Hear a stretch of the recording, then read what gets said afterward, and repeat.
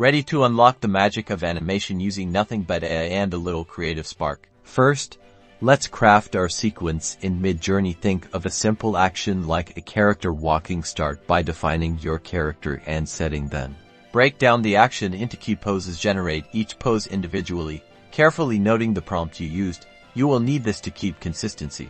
Consistency is key. Use the same seed number for each image to maintain character consistency. Minor variations are okay, but the core elements should remain recognizable. Adjust your prompt slightly for each image to reflect the progression of the action. Use keywords like walking, stepping, arm swinging. Now that you have all of your animation frames, make sure that you name them in numerical order. This will make it easier to import the pictures in your video editor. Next, let's bring your animation to life. Import your images into a video editing software like CapCut, Premiere Pro, or even free online tools. Arrange them in numerical order on the timeline. Adjust the duration of each image. Shorter durations create faster animations. Experiment with different timings to find the right speed for a simple walk cycle. Try 1 second per frame. Finally, export your animation. Choose your desired resolution and frame rate. A higher frame rate will result in a smoother animation, and that's it.